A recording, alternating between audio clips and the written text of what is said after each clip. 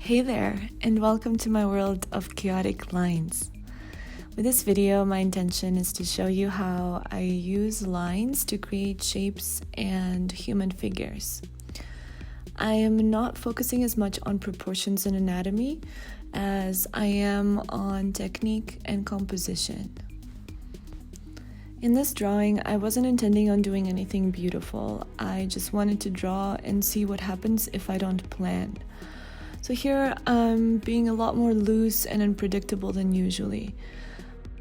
The style that I'm going for in this drawing is one line, or that it looks like that it was done with just a single line.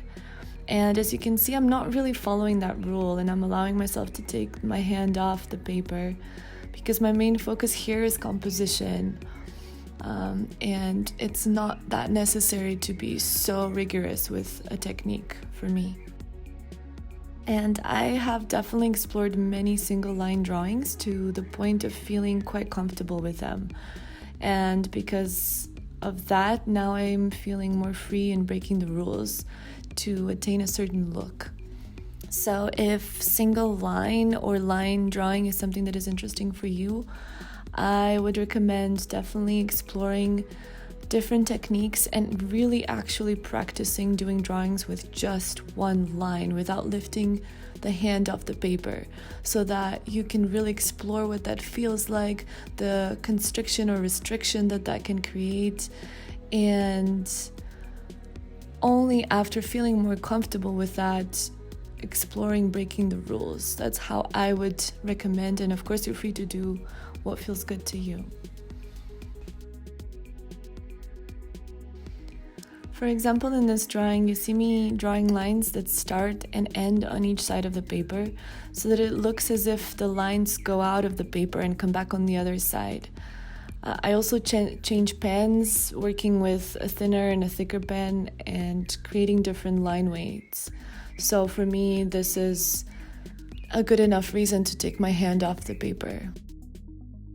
How I usually create drawings or designs is by having a vague idea or some kind of direction or intention or reference images that really strike me, to have something to start with. And then I allow that to take its own life, so it can sometimes turn out completely differently than it needs to. I feel this is really important to not be too attached to an outcome and then create disappointment if it doesn't turn out the way you want to, and giving it space to just go somewhere else and surprise yourself with what comes out. What inspired me to make this drawing was an image that I found on Pinterest of a dark, blurry, undefined figure. And I wanted to explore that concept in my own style. You can see the image here. Unfortunately, I don't know the original artist of this drawing, as I've had this saved on my reference files for some years now. My initial idea was to create a human form in the middle with lines all around him. And in my imagination, I wanted to make something similar to this drawing I had made a while ago that turned out like this very unexpectedly, and I enjoyed how there were no concrete definitions or outlines in the face. It was created through just an accumulation of lines. You can see how, because of my reference image, I focused quite a lot on the arms of this being, but later on I actually regretted this a little bit and tried to make them disappear and blend in more with the rest. I'm just using repetition and a lot of line passes to create the darker parts. Here I'm rarely lifting. Here I'm rarely lifting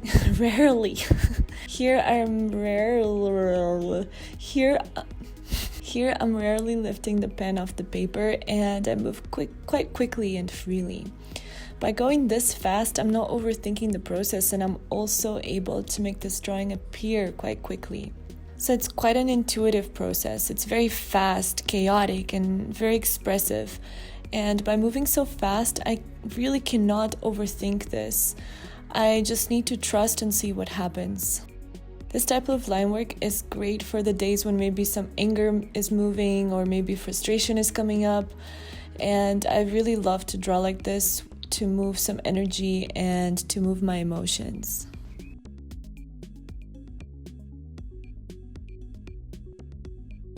At this point, I decided to add more figures around this one, the main one, almost like creating a group, a tribe, or population of dark, undefined, mysterious beings, standing all next to each other, still keeping the middle one as the main one.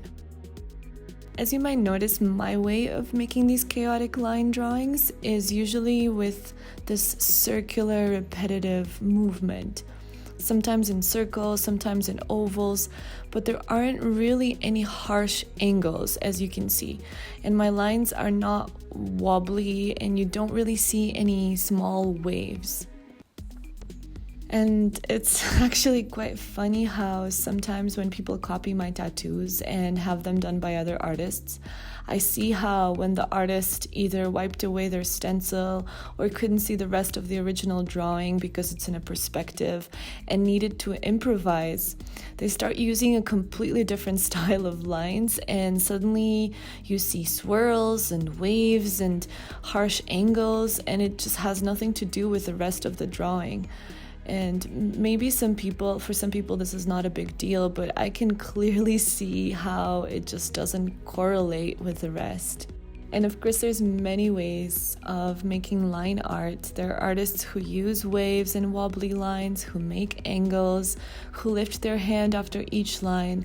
But you will notice how they tend to stick to that one technique throughout the drawing, because otherwise, if you mix a bunch of different line techniques in one drawing, it will most likely just look really messy and chaotic in not the good way of chaotic. Yeah, so there's a difference between the type of chaos that has been created as a result of a lot of work and study that shows mastery and good technique, and the type of chaos that is created out of not knowing what to do, out of lack of skill. And this does not just apply to line work, it applies to so many different styles of drawing and painting. Most of the artists that are known for their abstract, surreal, expressionist, futuristic, avant-garde art had first studied traditional art, spent time studying realism, perspective, color theory, anatomy, before they started to break the rules and before they started to explore a different path from the traditional approaches. So I started by first adding a few other human figures right next to the main one, and kept adding more and more until it felt right. I think this idea probably came from this drawing that I created some years ago, where I enjoyed playing with multitude of look-alike beings all standing next to each other. There's something very mysterious and creepy in this. Maybe they're waiting for something. Maybe they're looking at us, maybe away from us. Maybe they are real. Maybe they're ghosts. Or maybe it's a representation of how our society is trying to make us all obedient, lifeless, waiting for the next command. I'm curious to know what this drawing is telling you and what feelings it is awakening in you. I'd really love to read in the comments if you want to share. I'm creating perspective and depth by putting the other humans layered and making the ones closer to the front and center darker and more defined than the ones in the back, which is usually how landscapes would work. The closer the object, the more defined and dark it usually is. And for example, if it's mountains, the mountains that are more in the back tend to look a bit more foggy and lighter. You can see me moving my sketchbook, rotating it and looking at it from different angles. I always do this with my drawings, and I look at them from different distances. I tilt my head, I squint my eyes, and look at the larger shapes and the contrasts and see what wants to be added or changed. Where do I need to put more contrast, or where do I need to add some more detail? If you've never done this, squinting the eyes is a super easy and awesome technique. You can just try it right now and squint your eyes and see how all the details disappear and you just mainly see the main forms. And for me, when I'm almost done with a drawing, this helps me to kind of see it in a different way that makes me really study the bigger shapes and see if the contrasts are strong enough, if I can still see the main figure and whatever it is that I'm going for in that drawing. So yeah, I especially do this towards the end of my drawing to look for whatever is missing. And I do this over and over.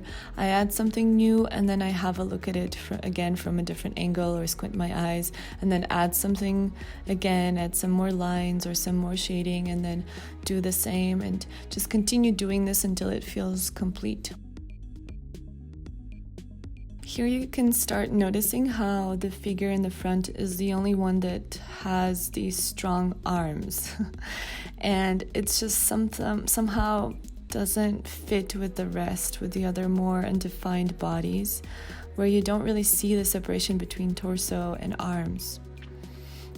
So I started to blend this human's body with the arms by adding more lines to the body and making it almost as dark as his arms. And by making him darker, I had to adjust all the others around him so that he stands out just enough and so that he's not super black while the other ones are really light. So I still did keep the arms a bit darker even though the other humans don't have arms, and I think it looks okay because he's definitely the main character and is a lot more defined than others. But honestly, I would have definitely preferred to not have done the arms so dark and to have this being's body more ghosty. I think that would have looked nicer overall. Yeah, it's also interesting how it turned out that he's also standing higher than the others, almost as if he's the leader. I didn't really plan this, but I think it works. Yeah, so here it is. And I would like to go through the takeaways that I believe we can get from this video and experience. Finding a balance between over-planning and allowing the drawing to take its course. Making very fast hand movements to build the drawing, which creates this expression where you can't really overthink it and it becomes very intuitive, and it's also great to express emotions. Also, the importance of sticking to specific line drawing styles so that it doesn't become messy, and studying different line styles, single line drawings, and different techniques of line before trying to mix them and match them and before breaking the rules. And also how rotating in the drawing and seeing it from different angles, squinting the eyes helps finding things that might need some extra attention and really finalizing the drawing. Thank you so much for watching this video, and I look forward to see you in the next one.